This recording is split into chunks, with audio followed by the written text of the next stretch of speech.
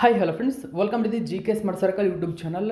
ಈಗ ನಾವು ಸೆಪ್ಟೆಂಬರ್ 2025 ಸಾಲಿನ ಪ್ರಮುಖ ಪ್ರಚಲಿತ ಘಟನೆಗಳನ್ನು ಕುರಿತು ಚರ್ಚೆ ಮಾಡೋಣ. ನಿಮಗೆಲ್ಲ ಗೊತ್ತಿರಲಿ, ಪ್ರತಿದಿನ ನಾನು ಕನ್ನಡದ ಪ್ರಜಾವಾಣಿ ಸೇರಿದಂತೆ ಕನ್ನಡದ ಇತರ ಎಲ್ಲ ನ್ಯೂಸ್ ಪೇಪರ್ಗಳು, ಇಂಗ್ಲೀಷ್ನ ದಿ ಹಿಂದೂ ಮತ್ತು ಇಂಗ್ಲೀಷ್ನ ಇತರ ಎಲ್ಲ ನ್ಯೂಸ್ ಪೇಪರ್ಗಳ ಜೊತೆಗೆ ಕೇಂದ್ರ ಸರ್ಕಾರ ಪ್ರತಿದಿನ ಅಪ್ಡೇಟ್ ಮಾಡ್ತಕ್ಕಂಥ PIB ನ್ಯೂಸ್ ಪೇಪರ್ಗಳ ಪ್ರಮುಖ ಪ್ರಚಲಿತ ಘಟನೆಗಳನ್ನು ನಿಮ್ಮ ಮುಂದೆ ತರ್ತಾ ಇರ್ತೀನಿ. ಹಾಗಾದರೆ ಇವತ್ತಿನ ಕ್ವಶ್ಚನ್ ನಂಬರ್ 1 ಏನಿದೆ ಅಂತ ನೋಡೋಣ ಬನ್ನಿ. ಗಮನಿಸಿ, 1ನೇ ಕ್ವಶನ್ನು. ಇತ್ತೀಚೆಗೆ ಭಾರತದ ಮೊಟ್ಟ ಮೊದಲ ಟೆಂಪರ್ಡ್ ಗ್ಲಾಸ್ ತಯಾರಿಕಾ ಘಟಕವನ್ನು ಕೆಳಗಿನ ಯಾವ ಸ್ಥಳದಲ್ಲಿ ಸ್ಥಾಪಿಸಲಾಗಿದೆ? ಸರಿಯಾದಂಥ ಉತ್ತರ ಪ್ರದೇಶದ ನೋಯ್ಡಾ. ನೋಡಿ, ನೋಯ್ಡಾದಲ್ಲಿ ಭಾರತದಲ್ಲೇ ಮೊಟ್ಟ ಮೊದಲ ಟೆಂಪರ್ಡ್ ಗ್ಲಾಸ್ ತಯಾರಿಕಾ ಘಟಕವನ್ನು ಸ್ಥಾಪನೆ ಮಾಡಲಾಗಿದೆ. ಡೈರೆಕ್ಟಾಗಿ ಕೇಳ್ಬೋದು, ಇತ್ತೀಚೆಗೆ ಸ್ಥಾಪನೆಗೊಂಡ ಟೆಂಪರ್ಡ್ ಗ್ಲಾಸ್ ತಯಾರಿಕಾ ಘಟಕದ ಕೇಂದ್ರ ಕಚೇರಿ ಎಲ್ಲಿದೆ ಅಂತ. ಓಕೆ, ನೋಯ್ಡಾ. ಇದು ನೆನಪಿರಬೇಕು ನಿಮಗೆ. ಓಕೆ, ಹೆಚ್ಚಿನ ಡೀಟೇಲ್ಸನ್ನು ನಾವು ನೋಡೋಣ. ನೋಡಿ, ಈ ಒಂದು ಮಾಹಿತಿಯನ್ನು PIB ನ್ಯೂಸ್ ಪೇಪರಲ್ಲಿ ಕೊಟ್ಟಿದ್ದಾರೆ. ಇದನ್ನು ministry of electronics and IT ಬಿಡುಗಡೆ ಮಾಡಿದೆ. ಹಾಗಾದರೆ PIB ನ್ಯೂಸ್ ಪೇಪರ್ನ ಮಾಹಿತಿ ಇಂಪಾರ್ಟೆಂಟ್ ಆಗುತ್ತೆ. ಗಮನಿಸಬಹುದು, ಯೂನಿಯನ್ ಮಿನಿಸ್ಟರ್ ಆಗಿರ್ತಕ್ಕಂಥ Shri Ashwini Vaishnaw inaugurates India's first tempered glass manufacturing facility. ನೋಡಿ, ಇದು ಭಾರತದ ಮೊಟ್ಟ ಮೊದಲ ಟೆಂಪರ್ಡ್ ಗ್ಲಾಸ್ ಮ್ಯಾನುಫ್ಯಾಕ್ಚರಿಂಗ್ ಫೆಸಿಲಿಟಿಯನ್ನು ನೋಯ್ಡಾದಲ್ಲಿ ಲಾಂಚ್ ಮಾಡಲಾಗಿದೆ ಅಥವಾ ಇನಾಗ್ರೇಷನ್ ಮಾಡಲಾಗಿದೆ. ಈ ಒಂದು ಮಾಹಿತಿ ನ್ಯೂಸ್ ಪೇಪರಲ್ಲಿ ಕೊಟ್ಟಿದ್ದರು. ಓಕೆ, ಈ ಒಂದು ಮಾಹಿತಿಯನ್ನು ಕೇಂದ್ರ ಎಲೆಕ್ಟ್ರಾನಿಕ್ಸ್ ಮತ್ತು ಮಾಹಿತಿ ತಂತ್ರಜ್ಞಾನ ಸಚಿವರು ತಿಳಿಸಿದ್ದಾರೆ. ಅಂದರೆ ನೋಯ್ಡಾದಲ್ಲಿ ಮೊಬೈಲ್ ಸಾಧನಗಳಿಗಾಗಿ ಭಾರತದ ಮೊಟ್ಟ ಮೊದಲ ಟೆಂಪರ್ಡ್ ಗ್ಲಾಸ್ ಉತ್ಪಾದನಾ ಘಟಕ. ನೋಡಿ, ಇದು ಮೊಬೈಲ್ ಸಾಧನಗಳಿಗಾಗಿ ತಯಾರಿಸಲಾಗ್ತಾ ಇದೆ. ಮುಖ್ಯವಾಗಿ ಆಪ್ಟಿಮಸ್ ಎಲೆಕ್ಟ್ರಾನಿಕ್ಸ್ ಆಗಿರ್ಬೋದು, ಅಮೆರಿಕದ ಕಾರ್ನಿಂಗ್ ಇನ್ಕಾರ್ಪೊರೇಟೆಡ್ ಸಹಯೋಗದೊಂದಿಗೆ ಈ ಸೌಲಭ್ಯವನ್ನು ಸ್ಥಾಪಿಸಲಾಗಿದೆ. ನೋಡಿ, ಕಾರ್ನಿಂಗ್ ಇನ್ಕಾರ್ಪೊರೇಟೆಡ್ ಸಹಯೋಗ, ಇದರೊಂದಿಗೆ ಈ ಆಪ್ಟಿಮಸ್ ಎಲೆಕ್ಟ್ರಾನಿಕ್ಸ್ ಏನಿದೆ ಇದು ಸ್ಥಾಪಿಸಿದೆ ಮತ್ತು ಜಾಗತಿಕವಾಗಿ ಗುರುತಿಸಲ್ಪಟ್ಟಂತಹ ಎಂಜಿನಿಯರ್ಡ್ ಬೈ ಕಾರ್ನಿಂಗ್ ಬ್ರ್ಯಾಂಡ್ ಅಡಿಯಲ್ಲಿ ಉತ್ತಮ ಗುಣಮಟ್ಟದ ಈ ಟೆಂಪರ್ಡ್ ಗ್ಲಾಸನ್ನು ಉತ್ಪಾದನೆ ಮಾಡಲಾಗುತ್ತದೆ. ಉತ್ಪನ್ನಗಳನ್ನು ದೇಶೀಯ ಮತ್ತು ಅಂತಾರಾಷ್ಟ್ರೀಯ ಮಾರುಕಟ್ಟೆಗಳಿಗೆ ಸರಬರಾಜು ಮಾಡಲಾಗುತ್ತದೆ ಅಂತಕ್ಕಂಥ ಮಾಹಿತಿಯನ್ನು ತಿಳಿಸಿದ್ದಾರೆ. ಇದು ನೆನಪಿರಬೇಕು ನಿಮಗೆ. ನೆಕ್ಸ್ಟ್ 2ನೇ ಕ್ವಶನ್ ನೋಡೋಣ. ಗಮನಿಸಿ, ಕಜಕಿಸ್ತಾನದ ಶಿಮ್ಕೇಟ್ನಲ್ಲಿ ನಡೆದಂತಹ 16ನೇ ಏಷ್ಯನ್ ಶೂಟಿಂಗ್ ಚಾಂಪಿಯನ್ಶಿಪ್ನಲ್ಲಿ ಭಾರತವು ಐತಿಹಾಸಿಕವಾಗಿ 99 ಪದಕಗಳನ್ನು ಗೆಲ್ಲುವುದರ ಮೂಲಕ ಪದಕ ಪಟ್ಟಿಯಲ್ಲಿ ಎಷ್ಟನೇ ಸ್ಥಾನವನ್ನು ಪಡೆದುಕೊಂಡಿದೆ? ಸರಿಯಾದಂಥ ಉತ್ತರ ಆಪ್ಷನ್ ನಂಬರ್ 2, 2ನೇ ಸ್ಥಾನವನ್ನು ಪಡೆದುಕೊಂಡಿದೆ. ನೋಡಿ, 16th ಏಷ್ಯನ್ ಶೂಟಿಂಗ್ ಚಾಂಪಿಯನ್ಶಿಪ್ ಎಲ್ಲಿ ನಡೀತು ಅಂತ ಕೇಳಿದ್ರೆ ಕಜಕಿಸ್ತಾನದ ಶಿಮ್ಕೇಟ್ನಲ್ಲಿ ನಡೆದಿದೆ. ಇಲ್ಲಿ ಭಾರತವು ಐತಿಹಾಸಿಕವಾಗಿ 99 ಪದಕಗಳನ್ನು ಗೆದ್ದುಕೊಂಡಿದೆ. ಈ ಮೂಲಕ ಪದಕ ಪಟ್ಟಿಯಲ್ಲಿ ಅಗ್ರಸ್ಥಾನವನ್ನು ಪಡೆದುಕೊಂಡಿದೆ. ತುಂಬಾ ಇಂಪಾರ್ಟೆಂಟ್ ಆಗಿರತಕ್ಕಂಥ ಒಂದು ಕ್ವಶನ್ ಇದು. ಗಮನಿಸಬಹುದು, ಇಲ್ಲಿ ಅದರಲ್ಲಿ 50 ಗೋಲ್ಡ್ ಮೆಡಲ್ಸನ್ನು ಪಡೆದುಕೊಂಡಿದೆ. ಅಂದರೆ 99 ಪದಕಗಳಲ್ಲಿ 50 ಗೋಲ್ಡ್ ಮೆಡಲ್ಗಳನ್ನು ಪಡೆದುಕೊಳ್ಳೋದ್ರ ಮೂಲಕ India creates history at 16th Asian shooting championship in ನೋಡಿ ಸಿಮ್ಕೇಟ್. ಓಕೆ, ಕಜಕಿಸ್ತಾನ್ನ ಸಿಮ್ಕೇಟ್ನಲ್ಲಿ ನಡೆದಿರತಕ್ಕಂಥದ್ದು 16th ಏಷ್ಯನ್ ಶೂಟಿಂಗ್ ಚಾಂಪಿಯನ್ಶಿಪ್, ನೆನಪಿರಬೇಕು. ಓಕೆ, ಹೆಚ್ಚಿನ ಡೀಟೇಲ್ಸ್ ಗಮನಿಸೋಣ ನಾವು. ನೋಡಿ, ಇದು ಇತಿಹಾಸದಲ್ಲಿ ಮೊದಲ ಬಾರಿಗೆ ಪದಕ ಪಟ್ಟಿಯಲ್ಲಿ ಭಾರತ ಅಗ್ರಸ್ಥಾನಕ್ಕೆ ಬಂದಿದೆ. ನೋಡಿ, ಇತಿಹಾಸದಲ್ಲಿ ಮೊಟ್ಟ ಮೊದಲ ಬಾರಿಗೆ ಭಾರತ ಈ ಸಾಧನೆಯನ್ನು ಮಾಡಿರ್ತಕ್ಕಂಥದ್ದು. ಅಂದರೆ ಟೋಟಲ್ ಆಗಿ ಭಾರತ 99 ಪದಕಗಳನ್ನು ಗೆದ್ದುಕೊಂಡಿದೆ. ಇದರಲ್ಲಿ 50 ಚಿನ್ನ, 26 ಬೆಳ್ಳಿ, 23 ಕಂಚಿನ ಪದಕಗಳು ಸೇರ್ಪಡೆಗೊಂಡಿರತಕ್ಕಂಥದ್ದು. ಈ ಮೂಲಕ ಪ್ರೀಮಿಯರ್ ಕಾಂಟಿನೆಂಟಲ್ ಚಾಂಪಿಯನ್ಶಿಪ್ನ ಇತಿಹಾಸದಲ್ಲಿ ಈ ಸ್ಥಾನವನ್ನು ಸಾಧಿಸಿರತಕ್ಕಂಥದ್ದು ಇದೇ ಮೊದಲು. ಅಂದರೆ ಆತಿಥೇಯ ರಾಷ್ಟ್ರ ಕಜಕಿಸ್ತಾನ 2ನೇ ಸ್ಥಾನವನ್ನು ಪಡೆದುಕೊಂಡಿದ್ದರೆ ಚೀನಾ ಈ ಪದಕ ಪಟ್ಟಿಯಲ್ಲಿ 3ನೇ ಸ್ಥಾನಕ್ಕೆ ತೃಪ್ತಿಪಟ್ಟುಕೊಂಡಿದೆ. ಅಂದರೆ ನೋಡಿ, ಯಾರ್ಯಾರಿಲ್ಲಿ ಅಗ್ರಸ್ಥಾನದಲ್ಲಿ ಭಾರತ ಅಗ್ರಸ್ಥಾನ, 2ನೇ ಸ್ಥಾನದಲ್ಲಿ ಕಜಕಿಸ್ತಾನ, 3ನೇ ಸ್ಥಾನದಲ್ಲಿ ಚೀನಾ ಇರತಕ್ಕಂಥದ್ದು. ಓಕೆ, ಇನ್ನು ಮುಖ್ಯವಾಗಿ ಮಹಿಳಾ ಒಂದು ಟ್ರ್ಯಾಪ್ನಲ್ಲಿ ನೀರು ತಂಡ ಅಂತ ಕರಿತೀವಿ. ನೋಡಿ, ನೀರು ದಂಡ ಭಾರತಕ್ಕೆ ಮೊಟ್ಟ ಮೊದಲ ಏಷ್ಯನ್ ಚಾಂಪಿಯನ್ಶಿಪ್ ಚಿನ್ನ ತಂದುಕೊಟ್ಟಿದ್ದಾರೆ. ಮಹಿಳೆಯರ 50 ಮೀಟರ್ ರೈಫಲ್ 3 ಪೊಸಿಷನ್ನಲ್ಲಿ ಸಿಫ್ಟ್ ಕೌರ್ ಸಮರ ತಮ್ಮ ಮೊಟ್ಟ ಮೊದಲ ಏಷ್ಯನ್ ಪ್ರಶಸ್ತಿಯನ್ನು ಗೆದ್ದುಕೊಂಡಿದ್ದಾರೆ. ಓಕೆ, ನೆಕ್ಸ್ಟು 3ನೇ ಕ್ವಶನ್ ನೋಡಿ. ಭಾರತದ ರಾಷ್ಟ್ರಪತಿ ದ್ರೌಪದಿ ಮುರ್ಮು ಅವರು 2022-23ನೇ ಸಾಲಿನ ಸ್ಕೋಪ್ ಶ್ರೇಷ್ಠತಾ ಪ್ರಶಸ್ತಿಗಳನ್ನು ಬಿಡುಗಡೆ ಮಾಡಿದರು. ನೋಡಿ ಗಮನಿಸಿ, ಸ್ಕೋಪ್ ಶ್ರೇಷ್ಠತಾ ಪ್ರಶಸ್ತಿಗಳನ್ನು ಪ್ರದಾನ ಮಾಡಿದ್ದಾರೆ. ಹಾಗಾದರೆ ಈ ಪ್ರಶಸ್ತಿಯು ಕೆಳಗಿನ ಯಾವುದರ ಮೇಲೆ ಕೇಂದ್ರೀಕರಿಸುತ್ತದೆ? ಸ್ಕೋಪ್ ಎಕ್ಸಲೆನ್ಸ್ ಅವಾರ್ಡ್ ಅಂತ ಕರೀತಾರೆ. ನೋಡಿ, ಸ್ಕೋಪ್ ಎಕ್ಸಲೆನ್ಸ್ ಅವಾರ್ಡ್ ಯಾವುದರ ಮೇಲೆ ಇದು ಹೆಚ್ಚು ಗಮನ ಹರಿಸುತ್ತದೆ ಅಂತ ಕೇಳಿದರೆ ಸಾರ್ವಜನಿಕ ವಲಯದ ಉದ್ಯಮ. ನೋಡಿ, ಪಬ್ಲಿಕ್ ಸೆಕ್ಟರ್ ಇಂಡಸ್ಟ್ರಿಗಳು ಏನಿದ್ದಾವೆ, ಪಬ್ಲಿಕ್ ಸೆಕ್ಟರ್ ಇದರ ಮೇಲೆ ಇದು ತುಂಬಾ ಫೋಕಸ್ ಮಾಡುತ್ತೆ. ಇದರ ಮೇಲೆ ಓಕೆ, ಸ್ಕೋಪ್ ಶ್ರೇಷ್ಠತಾ ಪ್ರಶಸ್ತಿಗಳು. ಈ ಒಂದು ಮಾಹಿತಿಯನ್ನು PIB ನ್ಯೂಸ್ ಪೇಪರಲ್ಲಿ ಕೊಟ್ಟಿದ್ದರು. ನೋಡಿ, ಆಫೀಸ್ ಆಫ್ ದ ಪ್ರೆಸಿಡೆಂಟ್ ಈ ಒಂದು ಮಾಹಿತಿಯನ್ನು ಬಿಡುಗಡೆ ಮಾಡಿದೆ PIB news. Scope excellence awards presented by the president of India. ನೋಡಿ, ಭಾರತದ ಪ್ರೆಸಿಡೆಂಟ್ ಈ ಪ್ರಶಸ್ತಿಯನ್ನು ಪ್ರೆಸೆಂಟ್ ಮಾಡಿದ್ದಾರೆ, ಸ್ಕೋಪ್ ಎಕ್ಸಲೆನ್ಸ್ ಅವಾರ್ಡ್. ಹಾಗಾದರೆ ಈ ಅವಾರ್ಡ್ ಯಾವುದಕ್ಕಾಗಿ ಸಂಬಂಧಪಟ್ಟಿದೆ? ನೋಡಿ, CPSEs ಅಂತ ಕರೀತಾರೆ. ಅಂದರೆ ಈ ಪಬ್ಲಿಕ್ ಸೆಕ್ಟರ್ ಬ್ಯಾಂಕ್ ಏನು ಇಂಡಸ್ಟ್ರೀಸ್ ಇದಾವಲ್ಲ, ಇದಕ್ಕೆ ಸಂಬಂಧಪಟ್ಟಂತೆ ಇದು ಇರತಕ್ಕಂಥದ್ದು. ಅಂದರೆ 2047ರ ವೇಳೆಗೆ ಈ CPSE ಅಂದರೆ ಸಾರ್ವಜನಿಕ ವಲಯದ ಒಂದು ಉದ್ಯಮಗಳೇನಿದ್ದಾವೆ ಅವುಗಳನ್ನು ಡೆವಲಪ್ ಮಾಡುವ ಗೋಲನ್ನು ಹಾಕಿಕೊಂಡಿರ್ತಕ್ಕಂಥ ಒಂದು ವರ್ಷ ಅಂದರೆ ಅದು 2047. ಇದನ್ನು ಪ್ರೆಸಿಡೆಂಟ್ ಮುರ್ಮು ಮಾಹಿತಿಯನ್ನು ತಿಳಿಸಿದ್ದಾರೆ. ಹೆಚ್ಚಿನ ಡೀಟೇಲ್ಸ್ ನೋಡಿ. ಭಾರತದ ಅಭಿವೃದ್ಧಿ ಪ್ರಯಾಣದಲ್ಲಿ ಸಾರ್ವಜನಿಕ ಉದ್ಯಮಗಳ ವಹಿಸಿದಂತಹ ಪಾತ್ರವನ್ನು ಗುರುತಿಸಿ ಭಾರತದ ರಾಷ್ಟ್ರಪತಿ ಶ್ರೀಮತಿ ದ್ರೌಪದಿ ಮುರ್ಮು ಅವರು ಇಂದು ಹೊಸ ದೆಹಲಿಯಲ್ಲಿ 2022-23ನೇ ಸಾಲಿನ ಸ್ಕೋಪ್ ಶ್ರೇಷ್ಠತಾ ಪ್ರಶಸ್ತಿಗಳನ್ನು ಪ್ರದಾನ ಮಾಡಿದ್ದಾರೆ. ಹಾಗಾದರೆ ಸ್ಕೋಪ್ ಅಂದರೆ standing committee of public enterprises ಅಂತ ಕರಿತೀವಿ. ನೋಡಿ, ಈ ಶ್ರೇಷ್ಠತಾ ಪ್ರಶಸ್ತಿ ಬಗ್ಗೆ ನಾವು ನೋಡೋದಾದರೆ ಸ್ಕೋಪ್ ಶ್ರೇಷ್ಠತಾ ಪ್ರಶಸ್ತಿಗಳು ಭಾರತದಲ್ಲಿ ಸಾರ್ವಜನಿಕ ವಲಯದ ಉದ್ಯಮ ನೋಡಿ ಪಬ್ಲಿಕ್ ಸೆಕ್ಟರ್ ಎಂಟರ್ಪ್ರೈಸಸ್ ಏನಿದ್ದಾವೆ ಇವುಗಳಿಗೆ ನೀಡುವ ಅತ್ಯುನ್ನತ ಗೌರವಗಳಲ್ಲಿ ಸೇರಿವೆ. ಗಮನಿಸಬಹುದು, ಸ್ಕೋಪ್ ಶ್ರೇಷ್ಠತಾ ಪ್ರಶಸ್ತಿಗಳು ಪಬ್ಲಿಕ್ ಸೆಕ್ಟರ್ ಎಂಟರ್ಪ್ರೈಸಸ್ಗಳಿಗೆ ನೀಡುವ ಅತ್ಯುನ್ನತ ಒಂದು ಪ್ರಶಸ್ತಿಯಾಗಿದೆ. ಈ ಪ್ರಶಸ್ತಿಗಳು ಬಹು ಕ್ಷೇತ್ರಗಳಲ್ಲಿ PSE ಅಂತ ಕರಿತೀವಿ. ಅಂದರೆ PSE ಅಂದರೆ ಪಬ್ಲಿಕ್ ಸೆಕ್ಟರ್ ಎಂಟರ್ಪ್ರೈಸಸ್ಗಳ ಗಮನಾರ್ಹ ಸಾಧನಗಳನ್ನು ಸ್ಮರಿಸುತ್ತದೆ. ಭಾರತದ ಆರ್ಥಿಕ ಮತ್ತು ಸಾಮಾಜಿಕ ಅಭಿವೃದ್ಧಿಯಲ್ಲಿ PSEಗಳನ್ನು ರಾಷ್ಟ್ರ ನಿರ್ಮಾಣಕಾರರಾಗಿ ಗುರುತಿಸುವುದು ಅವು ಬಲಪಡಿಸುತ್ತವೆ. ಸ್ಕೋಪ್ ಅಂದರೆ ಸಾರ್ವಜನಿಕ ಉದ್ಯಮಗಳ ಸ್ಥಾಯಿ ಸಮ್ಮೇಳನ 1973ರಲ್ಲಿ ಸ್ಥಾಪನೆಯಾಯಿತು. ನವೆಂಬರ್ 1976ರಲ್ಲಿ ಕೇಂದ್ರೀಯ PSEಗಳ ಸರ್ವೋಚ್ಚ ಸಂಸ್ಥೆಯಾಗಿ ಔಪಚಾರಿಕವಾಗಿ ಇದು ಗುರುತಿಸಲ್ಪಟ್ಟಿದೆ. ಓಕೆ, ಇನ್ನು ನಾವು 4ನೇ ಕ್ವಶನ್ ನೋಡೋಣ.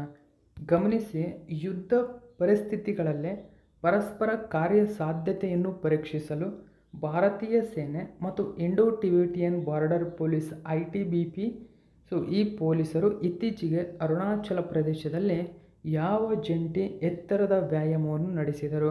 ನೋಡಿ, ಇದು ಸಿಮ್ಯುಲೇಟೆಡ್ ಕಾಂಬ್ಯಾಟ್ ಕಂಡೀಷನ್ಸ್ಗಳಿಗಾಗಿ ಜಾರಿಗೆ ಬಂದಿರತಕ್ಕಂಥದ್ದು. ಇದೊಂದು ಜಾಯಿಂಟ್ ಹೈ ಆಲ್ಟಿಟ್ಯೂಡ್ ಎಕ್ಸಸೈಸ್. ಗಮನಿಸಿ, ಇದೊಂದು ಜಾಯಿಂಟ್ ಹೈ ಆಲ್ಟಿಟ್ಯೂಡ್ ಎಕ್ಸಸೈಸ್ ಆಗಿದೆ. ಅದರ ಹೆಸರು ಅಚೂಕ್ ಪ್ರಹಾರ್ ಅಂತ ಕರಿತೀವಿ. ನೋಡಿ, ಅಚೂಕ್ ಪ್ರಹಾರನ್ನು Indian army and Indo Tibetan border police ಕೈಗೊಂಡಿವೆ. ಇಷ್ಟು ಮಾಹಿತಿ ನೆನಪಿರಬೇಕು. ಇದು Indian army and Indo Tibetan border police joint high altitude ಎಕ್ಸಸೈಸನ್ನು ಕೈಗೊಂಡಿವೆ. ಅದರ ಹೆಸರು Achook Prahar. Okay, option number 1 ಸರಿಯಾಗಿದೆ. ನೀವು ಗಮನಿಸಬಹುದು, ಆರ್ಮಿ ITBP ಕಂಡಕ್ಟ್ ನೋಡಿ 5 power drills in Arunachal Pradesh. ಅರುಣಾಚಲ ಪ್ರದೇಶದಲ್ಲಿ ಈ ಡ್ರಿಲ್ಲನ್ನು ಕೈಗೊಂಡಿವೆ. ಓಕೆ, ಇದೊಂದು ಗಮನಿಸಬಹುದು, ಇದು ಹೈ ಆಲ್ಟಿಟ್ಯೂಡ್ ಆಪರೇಷನಲ್ ಎನ್ವಿರಾನ್ಮೆಂಟ್ಸ್ ಒಂದು ಎಕ್ಸಸೈಸ್ ಆಗಿದೆ. ಓಕೆ, ಹೆಚ್ಚಿನ ಡೀಟೇಲ್ಸ್ ನಾವು ತಿಳ್ಕೊಳ್ಳೋಣ ನ್ಯೂಸ್ ಪೇಪರಲ್ಲಿ ಏನು ಕೊಟ್ಟಿದ್ದಾರೆ ಅಂತ. ಓಕೆ, ಗಮನಿಸಬಹುದು. ಡ್ರಿಲ್ನ ಹೆಸರು ಅಚೂಕ್ ಪ್ರಹಾರ್ ಅಂತ ಕರೀತಾರೆ. ಓಕೆ, ಅಚೂಕ್ ಪ್ರಹಾರ್ ಎಂಬುದು ಒಂದು ಹೈ ಆಲ್ಟಿಟ್ಯೂಡ್ ಬೆಟಲ್ ಎಕ್ಸಸೈಸ್ ಆಗಿದೆ, ಡ್ರಿಲ್ ಆಗಿದೆ. ಅರುಣಾಚಲ ಪ್ರದೇಶದಲ್ಲಿ ಇದನ್ನು ಕೈಗೊಳ್ಳಲಾಗಿದೆ. ಓಕೆ, ಸೊ ITBP ಅರುಣಾಚಲ ಪ್ರದೇಶದಲ್ಲಿ ಇದನ್ನು ಕೈಗೊಂಡಿದೆ. ಸೊ ಪ್ರಚಂಡ್ ಪ್ರಹಾರ್ ಅಂತ ಇತ್ತು. ಪ್ರಚಂಡ್ ಪ್ರಹಾರ್ ಎಂಬುದು ಅರುಣಾಚಲ ಪ್ರದೇಶದಲ್ಲಿ ನಡೆಸಲಾದ ತ್ರಿಸೇವಾ ಸಂಯೋಜಿತ ವ್ಯಾಯಾಮವಾಗಿದೆ. ಇದು ಯುದ್ಧದಲ್ಲಿ ಅಂದರೆ ಹೈ ಆಲ್ಟಿಟ್ಯೂಡ್ಸ್ ಒಂದು ಪ್ರದೇಶದಲ್ಲಿ ಸೇನೆ, ವಾಯುಪಡೆ ಮತ್ತು CAPFಗಳ ಸಂಯೋಜಿತ ಕಾರ್ಯಾಚರಣೆಗಳ ಮೇಲೆ ಕೇಂದ್ರೀಕರಿಸುವುದೇ ಪ್ರಚಂಡ್ ಪ್ರಹಾರ್. ಓಕೆ, ಪ್ರಚಂಡ್ ಪ್ರಹಾರ್, ಅಚೂಕ್ ಪ್ರಹಾರ್ ಬಗ್ಗೆ ನಿಮಗೆ ನೆನಪಿರಲಿ. ಓಕೆ, ನೆಕ್ಸ್ಟ್ ನಾವು 5ನೇ ಕ್ವಶನ್ ನೋಡೋಣ. ಇತ್ತೀಚೆಗೆ ಕೇಂದ್ರ ಸರ್ಕಾರ ಬಿಡುಗಡೆ ಮಾಡಿದ ವರದಿಯ ಪ್ರಕಾರ 2025ನೇ ಸಾಲಿನ ಆಗಸ್ಟ್ ತಿಂಗಳ GST ನೋಡಿ, ಆಗಸ್ಟ್ ತಿಂಗಳ ಸರಕು ಮತ್ತು ಸೇವಾ ತೆರಿಗೆ ಎಷ್ಟು ಸಂಗ್ರಹವಾಗಿದೆ? ಆಗಸ್ಟ್ ತಿಂಗಳಿನಲ್ಲಿ ಸರಿಸುಮಾರು 1.86 ಲಕ್ಷ ಕೋಟಿ ಸಂಗ್ರಹವಾಗಿದೆ. ಗಮನಿಸಬೇಕು. ಸೊ ಈ ತರಹದ ಕ್ವಶನ್ಗಳನ್ನು ಆಲ್ಮೋಸ್ಟ್ ಕೇಳ್ತಾ ಹೋಗ್ತಾರೆ. ಓಕೆ, ಆಗಸ್ಟ್ ತಿಂಗಳ GST ಸಂಗ್ರಹ 1.86 ಲಕ್ಷ ಕೋಟಿ. ಓಕೆ, ಹೆಚ್ಚಿನ ಡೀಟೇಲ್ಸ್ ನೋಡಿ, ಕನ್ನಡದ ನ್ಯೂಸ್ ಪೇಪರಲ್ಲಿ ಒಂದು ಮಾಹಿತಿಯನ್ನು ಕೊಟ್ಟಿದ್ದಾರೆ. GST ಬೆಳವಣಿಗೆ ದರದಲ್ಲಿ ಕರ್ನಾಟಕ ದೇಶಕ್ಕೆ ನಂಬರ್ 1 ಸ್ಥಾನದಲ್ಲಿದೆ. ಅಂದರೆ GST ಬೆಳವಣಿಗೆ ದರ, ಇದನ್ನು ನೆನ್ಪಿಟ್ಕೋಬೇಕು.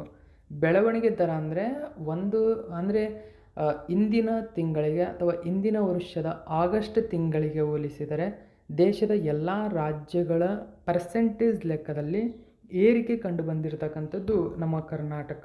ಸೊ ನಂಬರ್ 1 ಸ್ಥಾನದಲ್ಲಿದೆ.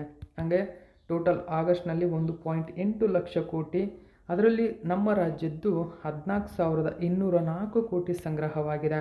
ಓಕೆ, ಇಲ್ಲಿ ಗಮನಿಸಿ. ಸೊ 2024-2025 ಏರಿಕೆ ಎಷ್ಟಿದೆ ಅಂತ. ಸೊ ಮಹಾರಾಷ್ಟ್ರ ಸರಿಸುಮಾರು ಅಗ್ರಸ್ಥಾನದಲ್ಲಿದೆ 2025ರಲ್ಲಿ. ಕರ್ನಾಟಕ 2ನೇ ಸ್ಥಾನದಲ್ಲಿದೆ. ತಮಿಳುನಾಡು 3ನೇ ಸ್ಥಾನದಲ್ಲಿದೆ. ಈ ಮೂಲಕ ಕ್ರಮವಾಗಿ ಮಹಾರಾಷ್ಟ್ರ, ಕರ್ನಾಟಕ, ತಮಿಳುನಾಡು ಭಾರತದ ಅತಿದೊಡ್ಡ GST ಸಂಗ್ರಾಹಕ ರಾಜ್ಯಗಳಾಗಿವೆ. ಮುಖ್ಯವಾಗಿ ಮಹಾರಾಷ್ಟ್ರ ದೇಶದ ಅತಿದೊಡ್ಡ GST ಸಂಗ್ರಾಹಕ ರಾಜ್ಯ ಎಂಬ ಹೆಗ್ಗಳಿಕೆಯಲ್ಲಿದೆ.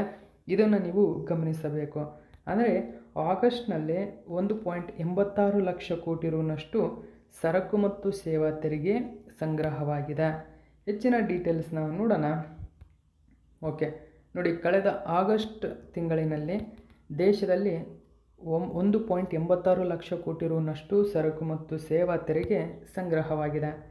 ಇದು ಕಳೆದ ವರ್ಷದ ಇದೇ ಅವಧಿಗೆ ಹೋಲಿಸಿದರೆ 6.5% ಹೆಚ್ಚಾಗಿದೆ. ನೋಡಿ, ಕಳೆದ ವರ್ಷ ಅಂದರೆ 2024ರ GSTಗೆ 2025ರ ಆಗಸ್ಟ್ ತಿಂಗಳ GSTಯನ್ನು ಹೋಲಿಸಿದರೆ 6.5% ಹೆಚ್ಚಳವಾಗಿದೆ. ನೆನ್ಪಿಟ್ಕೋಬೇಕು.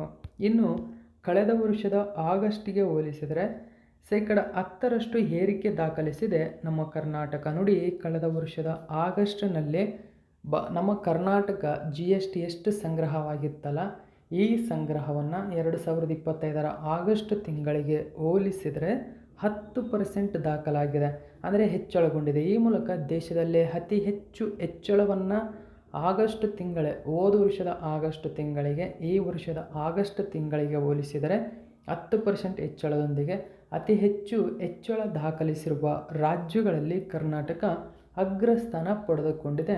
ನೆನಪಿರಬೇಕು ನಿಮಗೆ. ಹಾಗಾದರೆ ಇದಕ್ಕೂ ಹಿಂದಿನ ತಿಂಗಳು ಅಂದರೆ ಜುಲೈ 2025ರಲ್ಲಿ 1.96 ಲಕ್ಷ ಕೋಟಿ ರುನಷ್ಟು GST ಸಂಗ್ರಹವಾಗಿತ್ತು. ಇದು ನೆನಪಿರಲಿ ನಿಮಗೆ. ಓಕೆ, ಕರ್ನಾಟಕ ನಂಬರ್ 1 ಇದೆ. ನೋಡಿ, ಕಳೆದ ವರ್ಷದ ಆಗಸ್ಟ್ನಲ್ಲಿ ಕರ್ನಾಟಕ 12,344 ಕೋಟಿ ರು GST ಸಂಗ್ರಹವಾಗಿತ್ತು. ಸೊ ಈ ವರ್ಷ ಅಂದರೆ 2025ರ ಆಗಸ್ಟ್ನಲ್ಲಿ 14,204 ಕೋಟಿ ಏರಿಕೆಯಾಗಿದೆ. ಅಂದರೆ 15% ಪ್ರಗತಿ ದಾಖಲಾಗಿದೆ. ಇನ್ನು ಕಳೆದ ವರ್ಷ ಆಗಸ್ಟ್ನಲ್ಲಿ 26,367 ಕೋಟಿ ಸಂಗ್ರಹಿಸಿದಂತಹ ಮಹಾರಾಷ್ಟ್ರ ಈ ಬಾರಿ 28,900 ಕೋಟಿ ಸಂಗ್ರಹಿಸಿ ಸೊ 10% ಪ್ರಗತಿ ದಾಖಲಿಸಿದೆ. ಓಕೆ, ಸೊ ಇಲ್ಲಿ ಆ ಕಾರಣಕ್ಕಾಗಿ ಮಹಾರಾಷ್ಟ್ರ ದೇಶದಲ್ಲಿ ಅತಿ ಹೆಚ್ಚು GST ಸಂಗ್ರಾಹಕ ರಾಜ್ಯವಾಗಿದ್ದರೆ 2ನೇ ಸ್ಥಾನದಲ್ಲಿ ನಮ್ಮ ಕರ್ನಾಟಕ ಇದೆ. ಮೂರನೇ ಸ್ಥಾನದಲ್ಲಿ ತಮಿಳುನಾಡು ಇರತಕ್ಕಂಥದ್ದು. ಸೊ ಇದು ಕೂಡ ನೆನಪಿರಲಿ ನಿಮಗೆ. ಈ ಮೂಲಕ ಕ್ರಮವಾಗಿ ಮಹಾರಾಷ್ಟ್ರ, ಕರ್ನಾಟಕ, ತಮಿಳುನಾಡು ಅತಿ ಹೆಚ್ಚು GST ಸಂಗ್ರಹಿಸಿದ ರಾಜ್ಯಗಳು ಎಂಬ ಹೆಗ್ಗಳಿಕೆಗೆ ತಮ್ಮಲ್ಲಿ ಉಳಿಸಿಕೊಂಡಿವೆ. ನೆಕ್ಸ್ಟ್ 6ನೇ ಕ್ವಶನ್ ನೋಡಿ. ಬ್ಯಾಡ್ಮಿಂಟನ್ನ ಜಾಗತಿಕ ಆಡಳಿತ ಮಂಡಳಿ BWF ಘೋಷಿಸಿದ ನಂತರ ಕೆಳಗಿನ ಯಾವ ದೇಶವು 2026ರ ಬ್ಯಾಡ್ಮಿಂಟನ್ ವಿಶ್ವ ಚಾಂಪಿಯನ್ಶಿಪ್ನ ಆತಿಥ್ಯ ವಹಿಸಲಿದೆ? ಸರಿಯಾದಂಥ ಉತ್ತರ ನಮ್ಮ ಭಾರತ 2025ರ ಬ್ಯಾಡ್ಮಿಂಟನ್ ವಿಶ್ವ ಚಾಂಪಿಯನ್ಶಿಪ್ನ ಆತಿಥ್ಯ ವಹಿಸಲಿದೆ. ಸೊ ನ್ಯೂಸ್ ಪೇಪರಲ್ಲಿ ಮಾಹಿತಿಯನ್ನು ಕೊಟ್ಟಿದ್ದರು ನೋಡಿ. 2026ರ ಬ್ಯಾಡ್ಮಿಂಟನ್ ವಿಶ್ವಕೂಟಕ್ಕೆ ನವದೆಹಲಿ ಆತಿಥ್ಯ ವಹಿಸಲಿದೆ. ಓಕೆ, ಸೊ ನ್ಯೂಸ್ ಪೇಪರಲ್ಲಿ ಮಾಹಿತಿಯನ್ನು ಕೊಟ್ಟಿದ್ದರು. ಗಮನಿಸಬಹುದು, ಜಾಗತಿಕ ಆಡಳಿತ ಮಂಡಳಿ BWF ಘೋಷಣೆ ಮಾಡಿದೆ. ಈ ಬಾರಿ ಟೂರ್ನಿಯ ಸಮಾರೋಪ ಸಮಾರಂಭದಲ್ಲಿ ಸೋಮವಾರ ಆಯೋಜಕರು ಇದನ್ನು ಪ್ರಕಟಿಸಿದ್ದಾರೆ. ಈ ಮೂಲಕ ಭಾರತಕ್ಕೆ 17 ವರ್ಷಗಳ ಬಳಿಕ ಆತಿಥ್ಯ ಹಕ್ಕು ಲಭಿಸಿದಂತಾಗಿದೆ. ಅಂದರೆ ಕೊನೆಯ ಬಾರಿ 2009ರಲ್ಲಿ ಹೈದರಾಬಾದ್ನಲ್ಲಿ ಟೂರ್ನಿ ನಡೆದಿತ್ತು 2009ರಲ್ಲಿ. ಸೊ 17 ವರ್ಷಗಳ ನಂತರ ಮತ್ತೆ ಭಾರತದಲ್ಲಿ ಇದು ನಡೀತಾ ಇದೆ. ಸೊ ಗಮನಿಸಿ ಇದನ್ನು. ನೆಕ್ಸ್ಟ್ ನಾವು 7ನೇ ಕ್ವಶನ್ ನೋಡೋಣ. 25ನೇ Commonwealth senior vet lifting championship ಗುಜರಾತ್ನ ಅಹಮದಾಬಾದ್ನಲ್ಲಿ ಇತ್ತೀಚೆಗೆ ಮುಕ್ತಾಯಗೊಂಡಿತು. ಹಾಗಾದರೆ ಈ ಚಾಂಪಿಯನ್ಶಿಪ್ನ ಪದಕ ಪಟ್ಟಿಯಲ್ಲಿ ಕೆಳಗಿನ ಯಾವ ದೇಶವು ಅಗ್ರಸ್ಥಾನ ಪಡೆದುಕೊಂಡಿದೆ? ಸೊ ನೋಡಿ, ಇಂಪಾರ್ಟೆಂಟ್ ಆಗುತ್ತೆ. 25ನೇ ಆವೃತ್ತಿಯ Commonwealth senior vet lifting championship. Okay, so ಇಲ್ಲಿ ಪದಕ ಪಟ್ಟಿಯಲ್ಲಿ ಯಾವ ದೇಶ ಅಗ್ರಸ್ಥಾನದಲ್ಲಿದೆ ಅಂತ ಕೇಳಿದರೆ ನಮ್ಮ ಭಾರತ. ಸೊ ಇದು ಕೂಡ ಇಂಪಾರ್ಟೆಂಟ್ ಆಗುತ್ತೆ. ಸೊ ನೋಡಿ, ಎಲ್ಲಿ ನಡೆದಿದೆ ಅಂತ ಕೇಳ್ತಾರೆ, ಅಹಮದಾಬಾದ್. ಇದು ನೆನಪಿರಬೇಕು. Okay, 25th Commonwealth senior vet lifting championship 2025 ಎಲ್ಲಿ ಆಯೋಜನೆಗೊಂಡಿತ್ತು ಅಥವಾ ಆತಿಥ್ಯ ವಹಿಸಿದ ನಗರ ಯಾವುದು ಅಂತ ಕೇಳಿದರೆ ಅಹಮದಾಬಾದ್, ಗುಜರಾತ್. ಟಾಪ್ ಮೆಡಲ್ ಯಾವ ದೇಶ ಗೆದ್ದುಕೊಂಡಿದೆ ಅಂತ ಕೇಳಿದರೆ ಭಾರತ. ಓಕೆ, ಇದು ಕೂಡ ನೆನಪಿರಬೇಕು ನಿಮಗೆ. ಓಕೆ ನೋಡಿ, India finishes on top with 40 medals at 25th Commonwealth weight lifting championship. ನೋಡಿ, 40 ಮೆಡಲ್ನ ಸಾಧನೆ ಮಾಡಿದೆ ನಮ್ಮ ಭಾರತ. ಓಕೆ, ಸೊ ಇದು ಗುಜರಾತ್ನ ಅಹಮದಾಬಾದ್ನಲ್ಲಿರುವ ವೀರ್ ಸವರ್ಕರ್ ಸ್ಪೋರ್ಟ್ಸ್ ಕಾಂಪ್ಲೆಕ್ಸ್ನಲ್ಲಿ ನಡೆದಿದೆ. ಸೊ ಈ ಮೂಲಕ ಭಾರತವು 4 ಚಿನ್ನ, 6 ಬೆಳ್ಳಿ, 3 ಕಂಚು ಸೇರಿದಂತೆ 13 ಪದಕಗಳೊಂದಿಗೆ ಪದಕ ಪಟ್ಟಿಯಲ್ಲಿ ಅಗ್ರಸ್ಥಾನದಲ್ಲಿದೆ. ಸೊ ಇಲ್ಲಿ ಮುಖ್ಯವಾಗಿ ಅಜಿತ್ ನಾರಾಯಣ್ ಏನಿದ್ದಾರೆ, ಇವರು ಚಿನ್ನದ ಪದಕ ಪಡೆದಿದ್ದಾರೆ 71 kg ವಿಭಾಗದಲ್ಲಿ. ಅಜಯ್ ಬಾಬು ವಲ್ಲೂರಿ ಚಿನ್ನದ ಪದಕ ಗೆದ್ದಿದ್ದಾರೆ 79 kg ವಿಭಾಗದಲ್ಲಿ. ಇನ್ನು ಮೀರಾಬಾಯಿ ಚಾನು ಚಿನ್ನದ ಪದಕ ಪಡೆದಿದ್ದಾರೆ 48 kg ವಿಭಾಗದಲ್ಲಿ.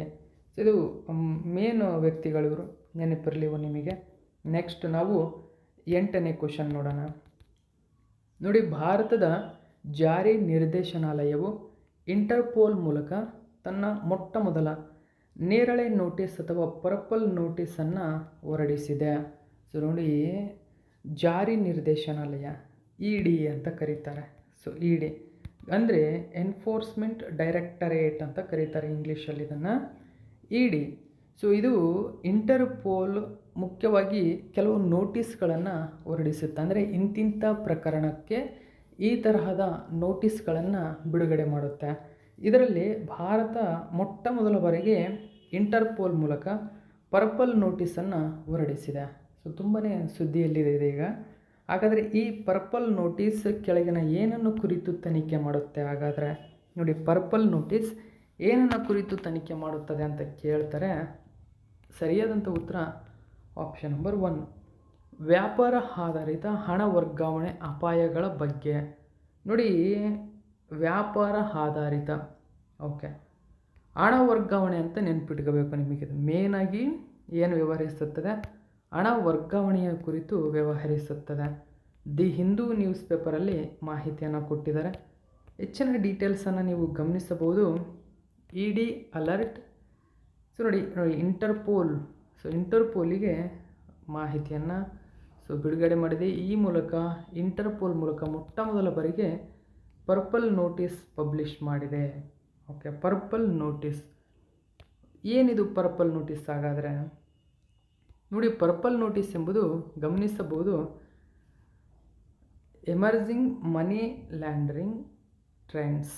ಓಕೆ, ಸೊ ಗಮನಿಸಬಹುದು ಎಮರ್ಜಿಂಗ್ ಮನಿ ಲ್ಯಾಂಡರಿಂಗ್ ಟ್ರೆಂಡ್ಸ್ ಬಗ್ಗೆ ಈ ಪರ್ಪಲ್ ನೋಟಿಸ್ ತಿಳಿಸುತ್ತೆ. ಸೊ ಪರ್ಪಲ್ ನೋಟಿಸ್ ಏನು ತಿಳಿಸುತ್ತೆ, ಏನೇನಿದೆ ಎಲ್ಲ ಡೀಟೇಲ್ಸನ್ನು ನಾವು ತಿಳ್ಕೊಳ್ಳೋಣ. ನೋಡಿ, ಪರ್ಪಲ್ ನೋಟಿಸನ್ನು ಹೊರಡಿಸಿದೆ. ಈ ಮೂಲಕ ಇದು ಅಂತಾರಾಷ್ಟ್ರೀಯ ವ್ಯಾಪಾರದ ಸೋಗಿನಲ್ಲೇ ಹಣ ವರ್ಗಾವಣೆಯಲ್ಲಿ ತೊಡಗಿರುವ ದೇಶೀಯ ಮತ್ತು ವಿದೇಶಿ ಶೆಲ್ ಸಂಸ್ಥೆಗಳ ಸಂಘಟಿತ ಜಾಲವನ್ನು ಇಡಿ ಇತ್ತೀಚೆಗೆ ಪತ್ತೆ ಹಚ್ಚಿತ್ತು. ಹಾಗಾದರೆ ಪರ್ಪಲ್ ನೋಟಿಸ್ ಬಗ್ಗೆ ಸ್ವಲ್ಪ ಮಾಹಿತಿಯನ್ನು ತಿಳ್ಕೊಳ್ಳೋಣ. ಇಂಟರ್ಪೋಲ್ ಹೊರಡಿಸುವ 8 ರೀತಿಯ ಎಚ್ಚರಿಕೆಗಳಲ್ಲಿ ಪರ್ಪಲ್ ನೋಟಿಸ್ ಕೂಡ ಒಂದಾಗಿದೆ. ನಿರ್ದಿಷ್ಟವಾಗಿ ಅಪರಾಧಗಳು ಬಳಸುವ ವಿಧಾನಗಳು, ನೋಡಿ ಅಪರಾಧಿಗಳು ಬಳಸ್ತಕ್ಕಂತಹ ವಿಧಾನಗಳು, ವಸ್ತುಗಳು, ಸಾಧನಗಳು ಮತ್ತು ಮನೆಮಾಚುವ ತಂತ್ರಗಳ ಬಗ್ಗೆ ಮಾಹಿತಿಯನ್ನು ಒದಗಿಸುವ ಉದ್ದೇಶದಿಂದಾಗಿ ಇದನ್ನು ವಿನ್ಯಾಸಗೊಳಿಸಲಾಗಿದೆ. ಈ ಪರ್ಪಲ್ ಸೂಚನೆ ಏನಿದೆ, ಇದು ವ್ಯಾಪಾರ ಆಧಾರಿತ ಹಣ ವರ್ಗಾವಣೆ ಅಪಾಯಗಳ ಬಗ್ಗೆ ಅಂತಾರಾಷ್ಟ್ರೀಯ ಜಾಗೃತಿಯನ್ನು ಬಲಪಡಿಸುವುದಲ್ಲದೆ ಹಣ ವರ್ಗಾವಣೆಗೆ ಸಂಘಟಿತ ಜಾಗತಿಕ ಪ್ರಕ್ರಿಯೆಗಳನ್ನು ರೂಪಿಸುವಲ್ಲಿ ಭಾರತದ ಪ್ರಮುಖ ಪಾತ್ರವನ್ನು ಎತ್ತಿ ತೋರಿಸುತ್ತದೆ.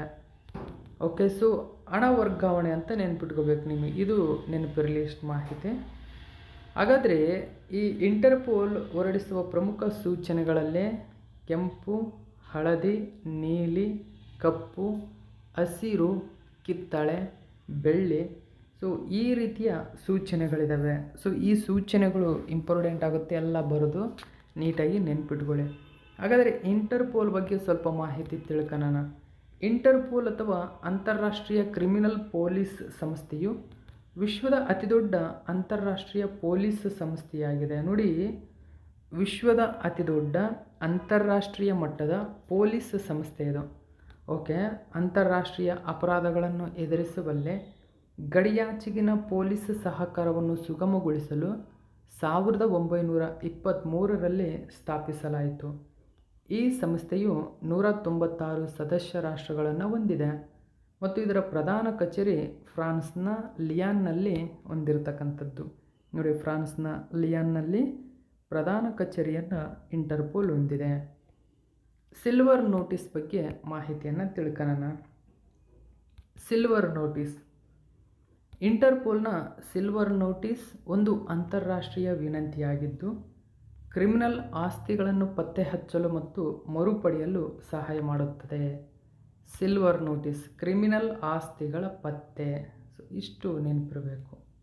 ಕ್ರಿಮಿನಲ್ ಆಸ್ತಿಗಳನ್ನು ಪತ್ತೆ ಹಚ್ಚಲು ಮತ್ತು ಅವುಗಳನ್ನು ಮರುಪಡೆಯಲು ಇಂಟರ್ಪೋಲ್ ಹೊರಡಿಸುವ ಒಂದು ನೋಟಿಸ್ ಯಾವುದು ಅಂತ ಕೇಳಿದರೆ ಸಿಲ್ವರ್. ಓಕೆ, ಇಡಿ ಬಗ್ಗೆ ಸ್ವಲ್ಪ ಮಾಹಿತಿಯನ್ನು ತಿಳ್ಕೊಳ್ಳೋಣ. ಇಡಿ ನೋಡಿ, ಫೇರಾ ಉಲ್ಲಂಘನೆಗಳನ್ನು ಎದುರಿಸಲು ಜಾರಿ ಘಟಕವಾಗಿ ಇಡಿಯನ್ನು ಮೇ 1, 1956ರಂದು ಸ್ಥಾಪನೆ ಮಾಡಲಾಗಿದೆ. ಫೇರಾ ನೋಡಿ, ಫೇರಾ ಅಂದರೆ ವಿದೇಶಿ ವಿನಿಮಯ ನಿಯಂತ್ರಣ ಕಾಯ್ದೆ. ಓಕೆ, ಸೊ ಹಾಗಾದರೆ ಇಡಿ ವಿದೇಶಿ ಅಕ್ರಮಗಳನ್ನು ತಡೆಯುವ ಉದ್ದೇಶವನ್ನು ಹೊಂದಿದೆ, ಇದು ನೆನಪಿರಬೇಕು. ಮುಖ್ಯವಾಗಿ ಫೇರಾ ಉಲ್ಲಂಘನೆಗಳನ್ನು ಎದುರಿಸಲು ಮೇ 1, 1956ರಂದು ಸ್ಥಾಪನೆ ಮಾಡಲಾಗಿದೆ. ಕೇಂದ್ರ ಕಚೇರಿ ನವದೆಹಲಿಯಲ್ಲಿದೆ. ಇಡಿ ಅಕ್ರಮ ಹಣ ವರ್ಗಾವಣೆ ತಡೆ ಕಾಯ್ದೆ 2002 ಅಂದರೆ PMLA ಮತ್ತು ವಿದೇಶಿ ವಿನಿಮಯ ನಿರ್ವಹಣಾ ಕಾಯ್ದೆ 1999 ಫೇಮಾ ಇದರ ನಿಬಂಧನೆಗಳನ್ನು ಜಾರಿಗೊಳಿಸುತ್ತದೆ ಇದು. ಓಕೆ, ಸೊ ಇಷ್ಟು ಮಾಹಿತಿ. ಇವತ್ತಿನ ಪ್ರಶ್ನೆಗಳು ನಿಮಗಾಗಿ. ಪ್ರತಿಯೊಬ್ಬರು ಇದಕ್ಕೆ ಆನ್ಸರ್ ಮಾಡಬೇಕು. 2025ನೇ ಕಾಮನ್ವೆಲ್ತ್ ಸೀನಿಯರ್ ವೆಟ್ ಲಿಫ್ಟಿಂಗ್ ಚಾಂಪಿಯನ್ಶಿಪ್ಪನ್ನು ಭಾರತದ ಯಾವ ನಗರವು ಆತಿಥ್ಯ ವಹಿಸಿತ್ತು? ಎರಡನೇದಾಗಿ ಆಗಸ್ಟ್ 2025ರಲ್ಲಿ ಕೆಳಗಿನ ಯಾವ ರಾಜ್ಯವು ಅತಿ ಹೆಚ್ಚು GST ಸಂಗ್ರಾಹಕ ರಾಜ್ಯವಾಗಿದೆ? ಇವೆರಡಕ್ಕೂ ಪ್ರತಿಯೊಬ್ಬರು ಆನ್ಸರ್ ಮಾಡ್ತೀರಾ ಅಂದ್ಕೊಂಡಿದ್ದೀನಿ. ಆನ್ಸರ್ ಮಾಡಿ. ಇದು ಇವತ್ತಿನ ಪ್ರಮುಖ ಪ್ರಚಲಿತ ಘಟನೆ. ಇದೇ ತರಹದ ಮಾಹಿತಿಯೊಂದಿಗೆ ಮತ್ತೆ ನಿಮ್ಮನ್ನು ಭೇಟಿ ಆಗ್ತೀನಿ. Thank you so much for watching my video friends.